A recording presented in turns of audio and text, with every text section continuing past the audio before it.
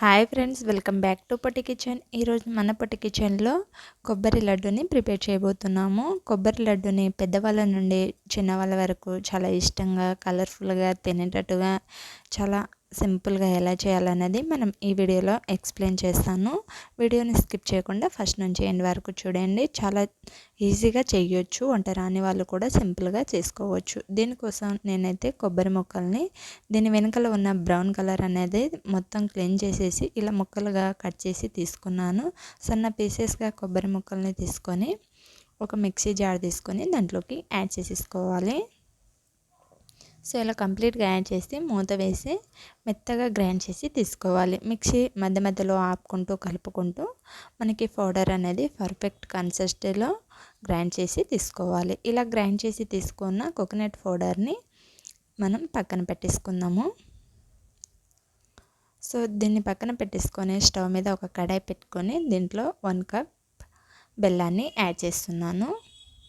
1 cup బెల్లాన్ని add చేసేసుకొని బెల్లం అనేది పూర్తిగా కరిగేంత వరకు కరిగించుకొని తీసుకోవాలి.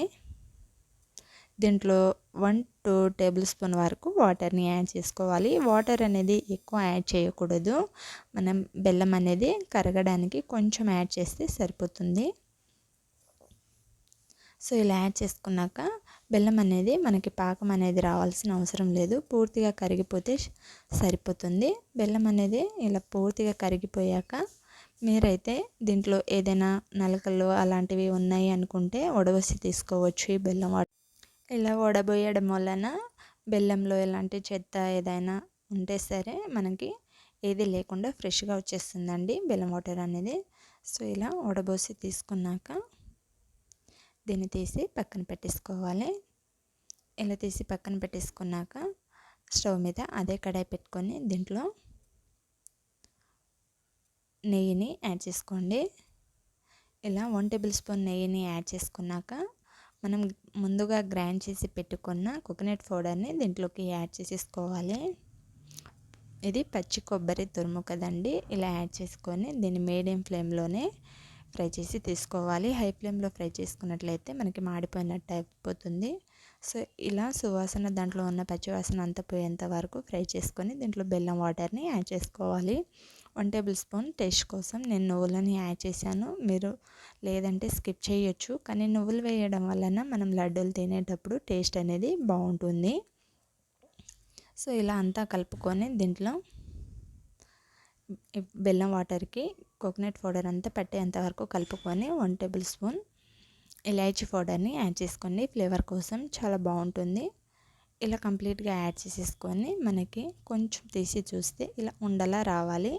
ఈ కన్సిస్టెన్సీ వచ్చాక స్టవ్ ఆఫ్ చేసి తీసేసుకోవాలి. అయితే మనకి లడ్డు చుట్టడానికి పర్ఫెక్ట్గా సెట్ అయినట్టే అండి.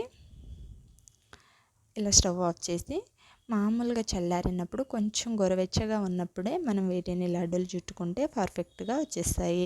పూర్తిగా చల్లారిపోతే మనం లడ్డూలు చుట్టేటప్పుడు విరిగిపోతూ ఉంటాయి. సో అలా కాకుండా కొంచెం గోరువెచ్చగా ఉన్నప్పుడు లడ్డూలు చుట్టుకోండి. దీన్ని కొంచెం ఎండు కొబ్బరి పౌడర్లో ఇలా చుట్టంతా అంటించుకొని తీసుకున్నట్లయితే కలర్ఫుల్గా కనిపిస్తాయి. పిల్లలు కూడా పిల్లల నుండి పెద్దల వరకు ఇష్టపడి తింటారండి. మనకు కూడా కొంచెం కలర్ఫుల్గా ఉంటే తినాలనిపిస్తుంది కదా. సో అందుకోసం నేనైతే కొంచెం కోకోనట్ పౌడర్లో ఇలా చేసి తీసుకుంటున్నాను. సో మీరు వద్దనుకుంటే స్కిప్ చేయొచ్చు. పైన కోకోనట్ పౌడర్ వేయాలా లేదా అనేది మీకు పూర్తి ఆప్షనల్ ఏమీ కాదండి. సో ఇలా కంప్లీట్గా లడ్డూల్ని చేసి పెట్టేసుకోవాలి. ఎంతో జ్యూసీగా కోకోనట్ లడ్డూని చాలా ఈజీగా, చాలా సింపుల్గా ఇంట్లోనే ప్రిపేర్ చేసి హెల్తీగా తినేయచ్చు. చాలా సింపుల్గా మన పిల్లలకైనా పెద్దలకైనా సరే ఇలా చేసి పెట్టినట్లయితే చాలా ఇష్టంగా తింటారండి. వంట రాని వాళ్ళు కూడా చాలా ఈజీగా చేయొచ్చు. కోకోనట్స్ అనేది ఎక్కువ ఉన్నప్పుడు కూడా సరే ఇలా మనం చేసి ఇంట్లో తినేయచ్చు. చాలా సింపుల్గా ఎంతో హెల్దీకరమైన జ్యూస్ లాంటి కోకోనట్ లడ్డూని రెడీ చేసేసాం కదా. సో ఈ టేస్టీ రెసిపీని మీరు ఒకసారి డెఫినెట్గా ట్రై చేయండి. ట్రై చేస్తే ఎలా వచ్చిందో నాతో కామెంట్ చేసి షేర్ చేయండి. ఇలాంటి మరిన్ని రెసిపీస్ కోసం మన పొట్టి కిచెన్ ఛానల్ని సబ్స్క్రైబ్ చేసుకోండి. వీడియో నచ్చితే లైక్ చేయండి. Thank you for watching.